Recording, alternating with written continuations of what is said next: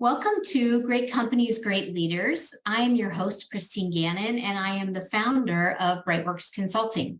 We are a boutique consulting firm that focuses really on working with leaders who want to ensure that the environment that they create and the environment that they lead people in is built upon inclusion and a sense of belonging. And so whether it's developing the entire strategy to achieve a great culture or implementing some best practices so they can attract the best talent. And then also once they're part of the organization that they want to stay. So recruitment and retention is a large part of culture and creating a culture where people want to be. So today we have another phenomenal leader with us who creates an amazing culture wherever she's at. A warm welcome to Jennifer Stein, the Director of Economic Development for Peoria, Arizona. Welcome. Thank you so much for that warm welcome. Her primary focus is leading a team of experts who specialize in business attraction and development, business retention and expansion. She brings more than 25 years of experience in public and private sector communications, marketing, strategic planning, management, and community relations. Peoria, for those that are outside of our state, ranks number 29 out of 100 on Money Magazine's Best Places to Live report, which is so awesome. And part of that success, I know, is due to you, Jen. So prior to Peoria, Jennifer worked for the City of Glendale, spearheading the 2008 Super Bowl media efforts, marketing the Fiesta Bowl and the BCS Championship games, building business and community partnerships in Westgate, which is a local entertainment venue in Glendale, and securing record-breaking media coverage. In addition, Jen was a news producer for KTVK-TV Arizona's Family and had a senior account executive role for one of the top public relations firms in the Southwest.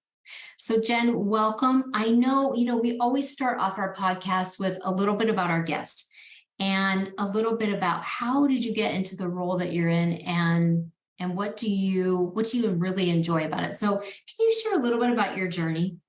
Sure. Thank you so much again. I'd love to share my journey. I think we all have an amazing journey to share. And for me, it started that I'm a native. I'm a Phoenix native, and I'm wow. Right to be entrenched in the community. I have a deep, deep passion for our community and care about how we have grown up and evolved. And so when you're here for as long as I'm here, and my family, has been here a while, you just want to take an active role, and whether it be, and I think we all simply do it just by telling stories of where we live and why our community is so important and what kind of culture we've all built together. And so it started very young, being in the school yearbook or the school newspaper, and always just reporting, always writing, always showcasing, highlighting Phoenix, Peoria, the region, and why it's so special.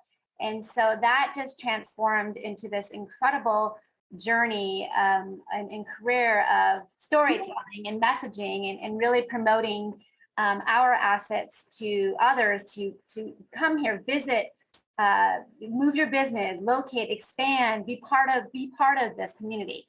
And so I kind of start with that because that really has been my passion and has motivated me to help build a community and shape a community, but not just for today, but for generations.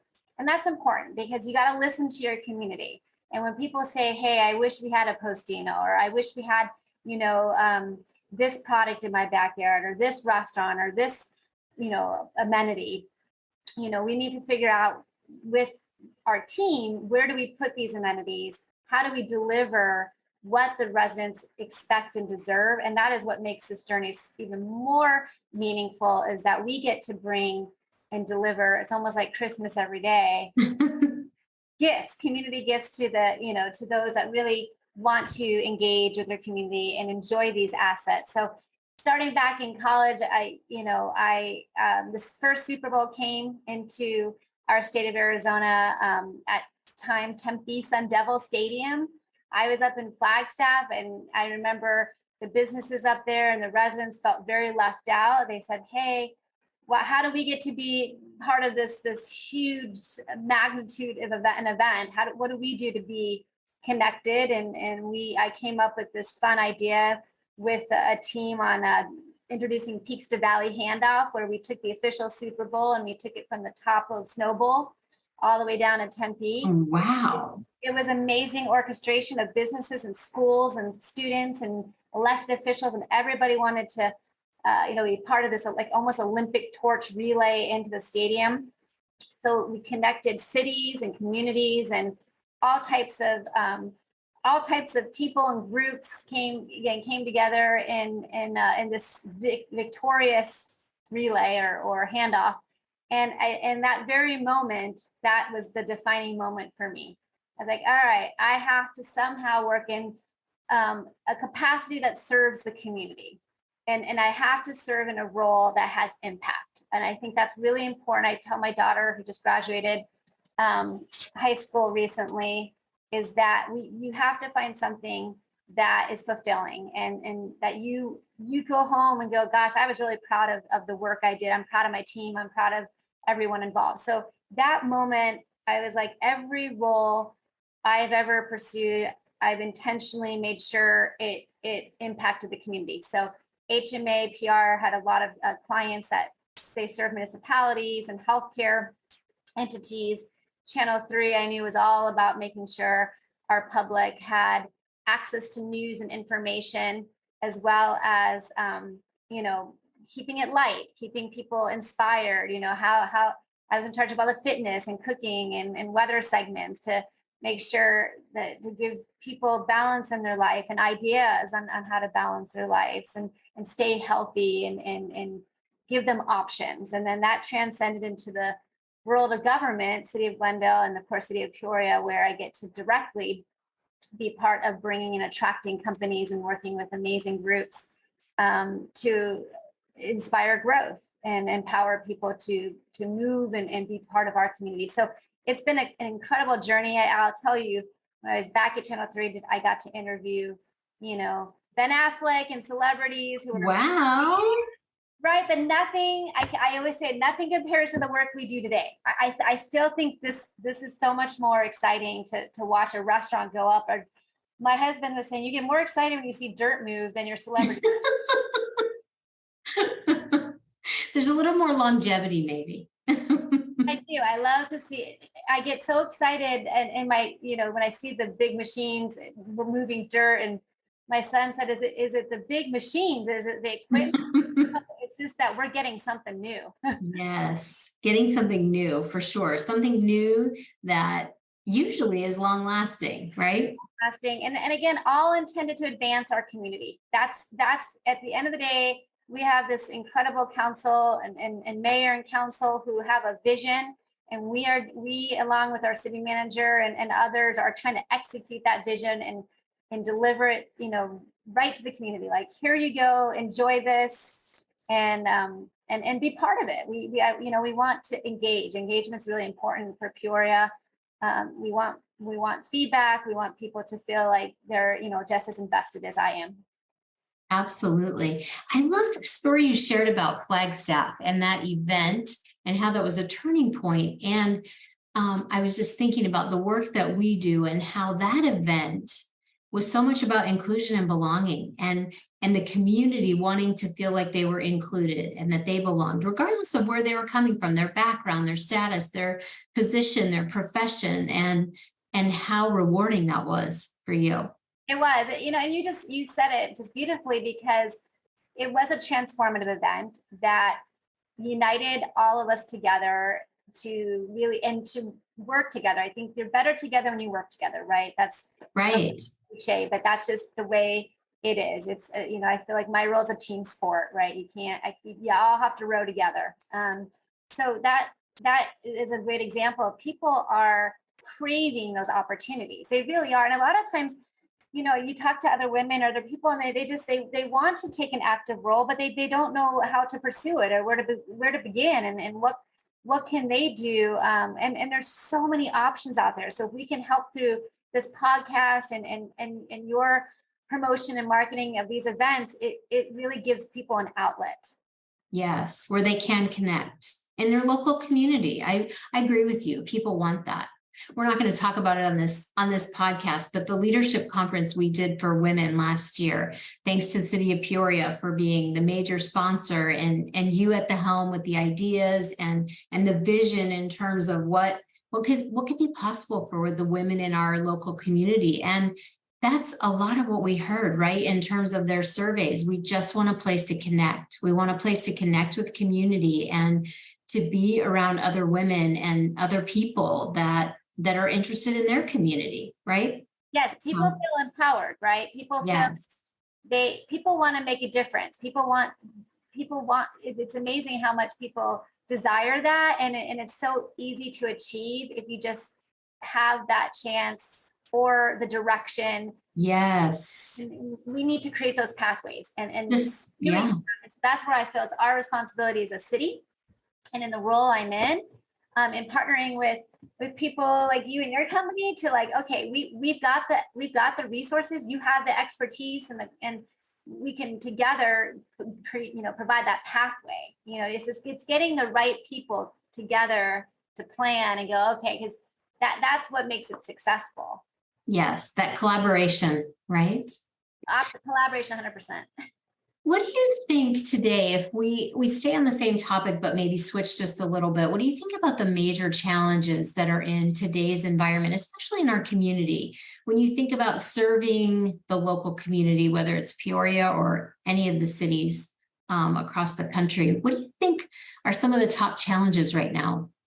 I mean, I think, the challenges always are, how do you embrace diversity in a way that really everyone feels like they're included and part of something and not excluded? Like, how do you create diverse environments in a very thoughtful way, right? We want to make sure people, I always want to make sure people feel welcomed and comfortable and happy, and that they're aware of all the offerings we have. So it's kind of a communication, not challenge, but how do you enhance communications in your platforms to make sure you get to all those different audiences, right? Because Right. so what makes Peoria special, and I think the Valley in general, is we are a diverse population. We have all types of ages and people and just so many different, groups. I think because people come from all over the country into Arizona, you're seeing people from all states, I feel Yes. like, melding and coming here, bringing, which is great, integrating their cultures and their practices and even internationally, you're seeing, which is so important to me, is to integrate even the international audiences. Taiwan, for example, a lot of those families are coming over from Taiwan to work at TSMC. They're finding homes in Peoria. We're so grateful that they are choosing Peoria as a home and they're going to our schools, and we want to make sure they feel safe, welcome, comfortable. And so to me, I think just making sure you communicate effectively, you're equitable. We're always thinking, equitable and inclusive and and not, overlook anyone. I mean, and I know it's hard in the community. There's so many different people and different groups and different ages. And, you just want to make sure you're very, we're very intentional and thoughtful and including and helping, get people information that they need. And I think, to your point, there are so many diverse groups here in terms of age, background, marital status, race, gender. Every box gets checked, right? But the reach, like, how do you expand the reach? Because everyone accesses information differently. So I could see that being a significant challenge in terms of knowing how to reach all these people in the ways that they appreciate being outreached to, right? Yeah, it's like know your audience, right? Yes. Know your audience, because there are some cities, and I won't name them, but I love them and they're amazing, that want to really just do a whole digital focus only. Like, they don't want to, maybe the water bill that, the insert in water bill, getting rid of that type of communication, or maybe not as much direct mail or whatever the case may be. Well, at the end of the day, we have an 80-year-old resident who is not on Facebook or doesn't have social media and Right. relies on the water bill that comes in the mail or however they receive information, the newspaper article that they get on their driveway. It might be in a rare situation. We might not see as many of those driveway papers anymore. We might not see opening up mail, but they're still a resident and need to be valued, right? And then you have the 18-year-old who would never subscribe to a Right. hard copy newspaper, wouldn't even know how to even do that, want to do that, and they only receive information via Instagram. But it's important to make sure they're well aware and well informed. So it's just this balance still. We have to encourage all of us on the city side to be thoughtful of how people receive information.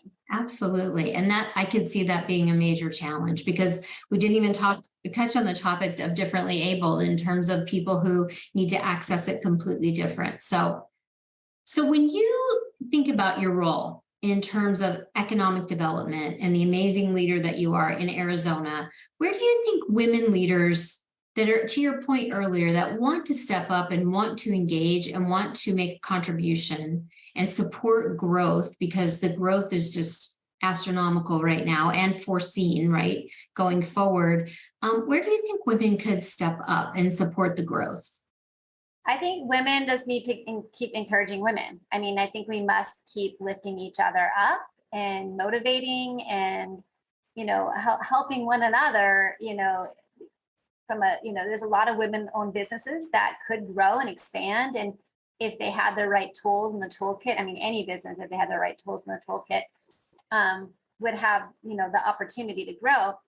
But knowing that like women-based businesses might have maybe a different pathway. They do, statistically. Yeah. They have different statistics. They have different outcomes.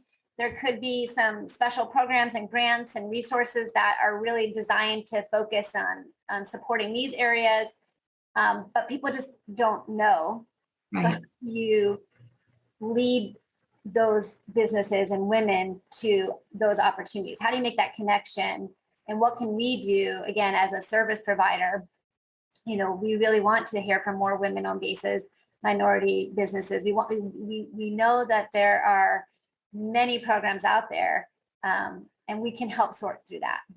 I think the responsibility falls on all of us, honestly, to your point, women lifting other women up and women supporting other women. I can use my platform to evangelize what's happening and the resources that are available and the events that we host, and so can other people. So I think, in the municipality and in your role, you can only do so much. And then it really is the onus on the community to really step up and women to help other women and show them how to engage, right?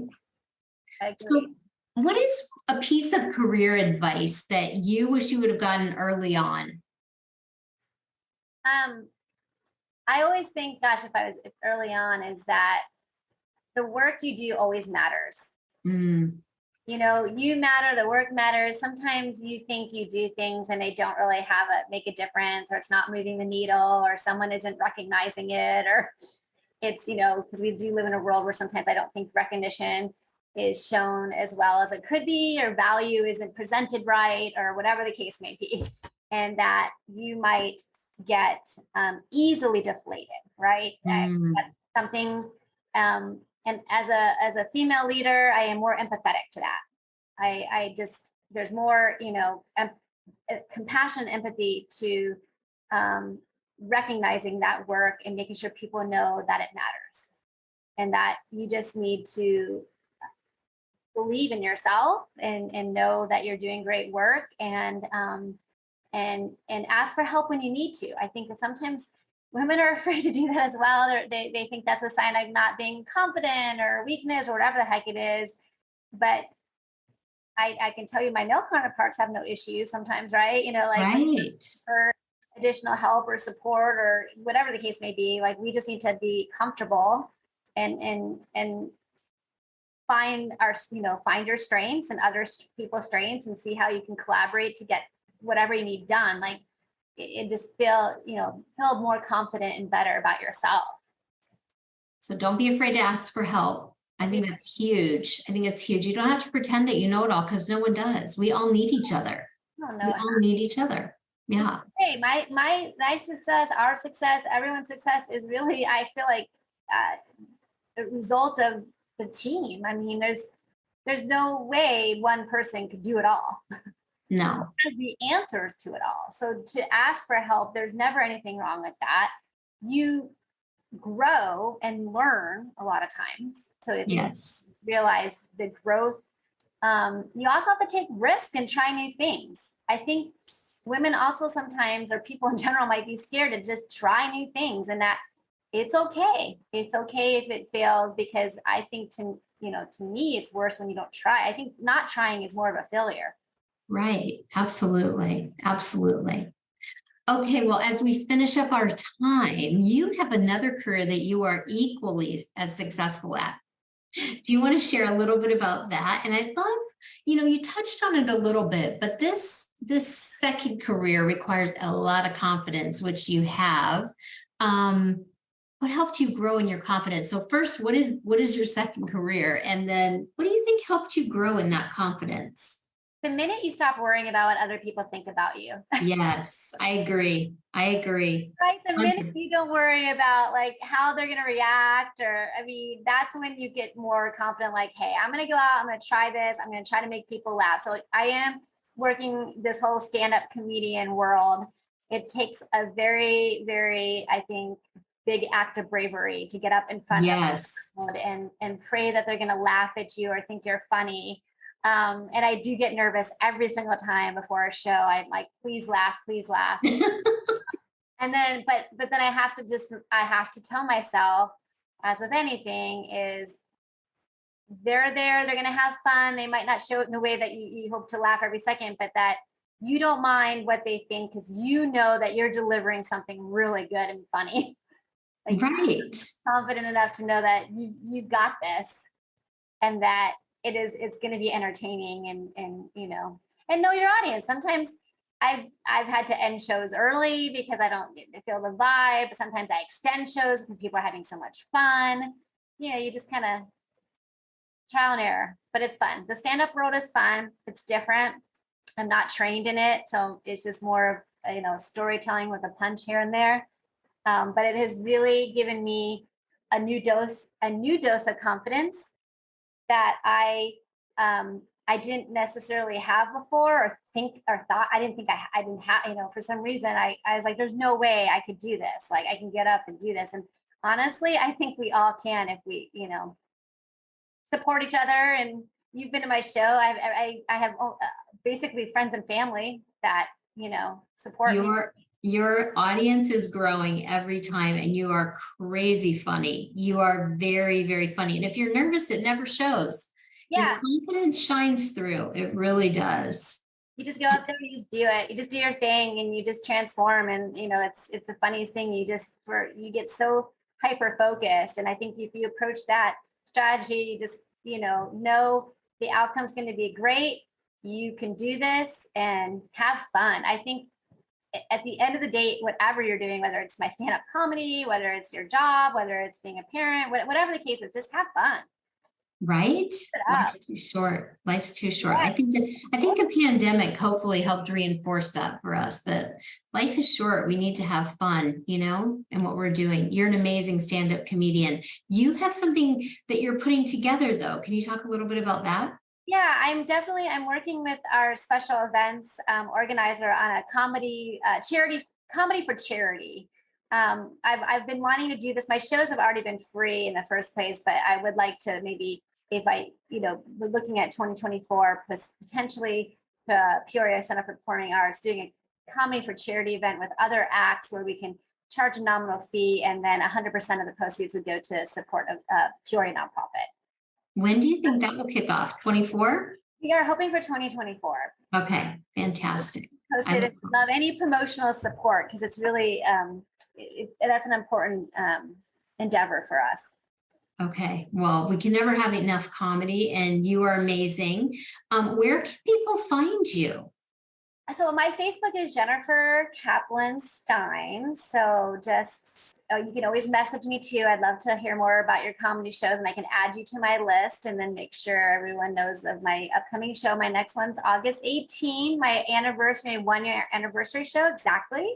August 18th at Let It Roll, which is 12th Street in Dunlap at 7 p.m. Very cool. Very cool. Last question. Who's your hero? Oh, I saw that question in advance and I thought that is such a difficult answer, because we're lucky. We have so many wonderful people in our lives who serve in that role. So I would have to say my parents, because in the event that my mom and dad, I hope they see, I'm encouraging them to watch it. If I said my mom, my dad would be upset. If I said my dad, my mom would be upset, right? You have to be equal parents. Yes. I always say that to my kids. You can't pick a favorite. You're not allowed to. So my parents are my heroes because they are the reason why and who I am today, right? They helped set the foundation. They gave me the core values I need to be who I am and who my family is today. Like they always have encouraged me to work hard, play hard, be kind to others. Big into education. My mom was a teacher for 25 years. So really, my dad has been a CPA in his own firm for, he'll kill me, 55 years.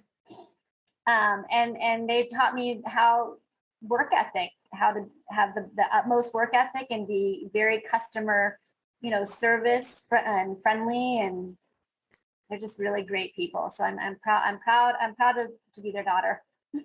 Awesome. Very cool. Do you know, this is a test question because every person I ask, they either say their mom or their dad or their parents. I think I've only had a couple where people didn't say their parents, but I sat back and I thought with it, I don't know how many podcasts we've done, but a lot. And I sat back with it one afternoon and I thought, what's interesting about people's answers is that when they always say one of their parents or both, that's the only job that does not come with an instruction book. So when you were born, there was no instruction guide that came with you. There's no degree program to go through.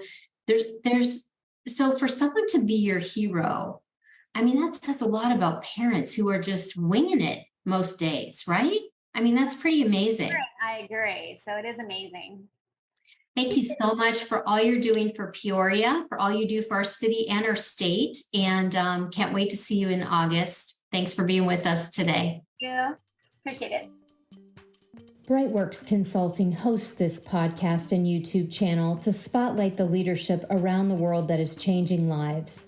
Brightworks offers a myriad of consulting services in the public and private sector, to include diversity, equity, and inclusion solutions for any size company. You can find us at www.brightworksconsulting.com. We're honored to have Best Companies AZ as a presenting sponsor for this podcast. Best Companies AZ is your #1 source for regional employer branding. You can find them at www.bestcompaniesaz.com.